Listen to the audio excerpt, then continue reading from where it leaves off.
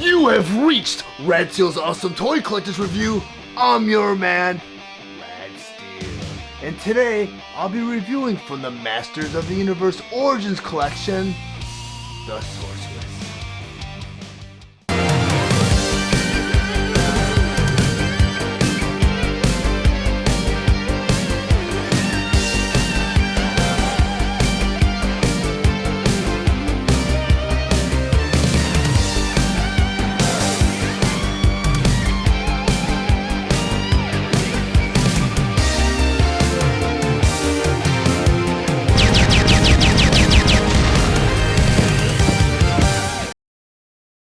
Masters of the Universe Sorceress, heroic guardian of Castle Grayskull. But before I get into the actual review, I just want to go over some of the spectacular details on the package.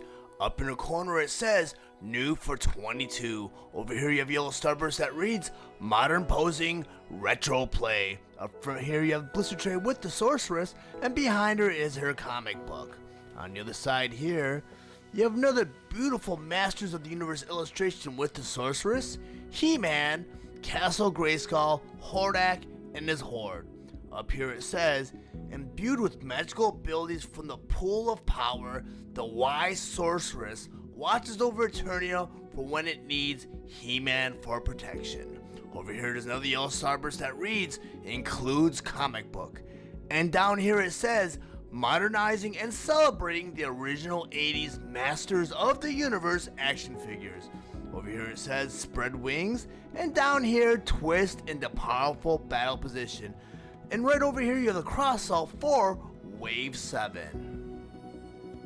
Masters of the Universe Origins Sorceress. Sorceress was released on November 1st, 2021 with the suggested retail price of $16.99, and she is available at all major retailers. Sorceress was released along with other Masters of the Universe Origins Wave 7 figures, which include He-Man, Skeletor, Stratos, Jitsu, and Buzz-Off.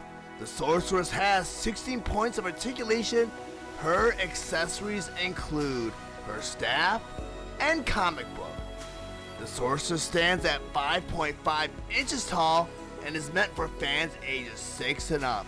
Her vintage design is updated for modern playability. Now I'm going to go ahead and talk about some of the items and accessories that came with the Sorceress. First by talking about the Wave 7 comic book Challenge of Jitsu, which features Jitsu, Stratos, and Buzz-Off on the cover.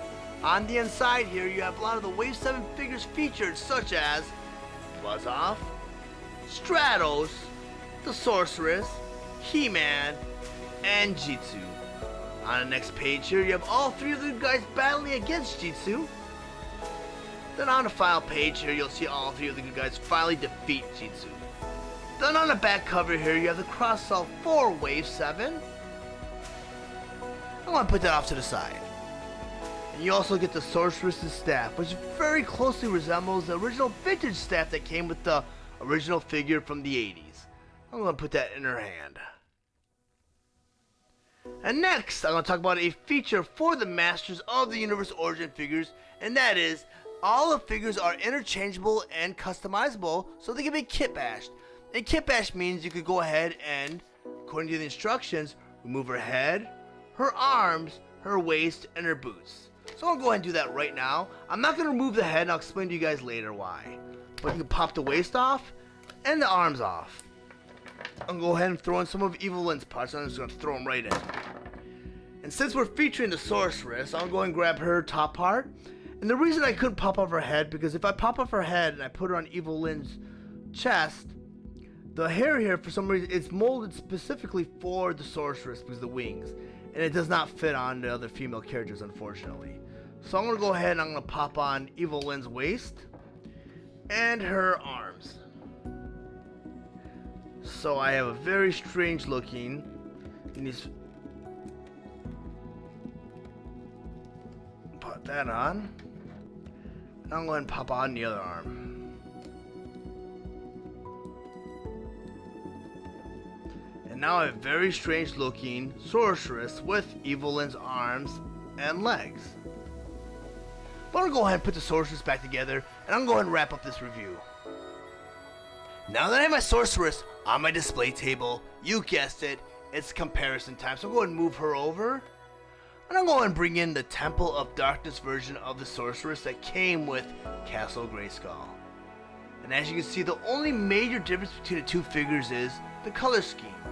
The one from Wave 7 is patterned after the Filmation animated model. And the one over here is patterned after a comic book that came out with the sorceress all dressed up in white. And I was very fortunate that's the only difference, because I could have gotten the sorceress with the janky knees, because Wave 1 Tila and Evelyn had a weirdness with the knees, where you can bend the knees, they kind of like protruded out a little bit.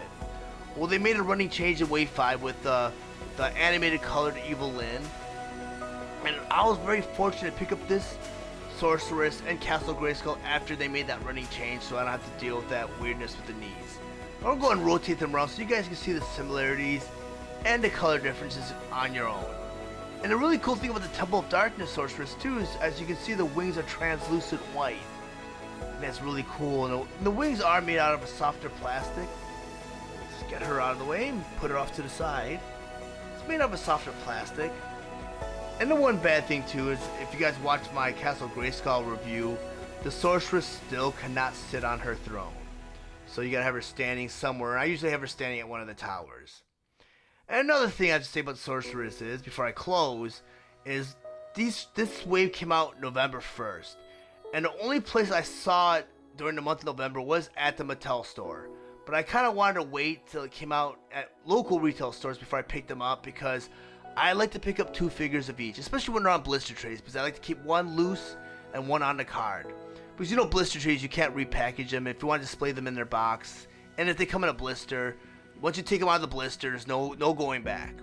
So I was waiting until I get my second one before I did this review, and that took me a long time, because I did pick up my first sorceress at Target, which was very rare, back in November, but I did not get my hands on a second one till around the Christmas season, because there was a big supply chain shortage out here in California, and all the ports were backed up.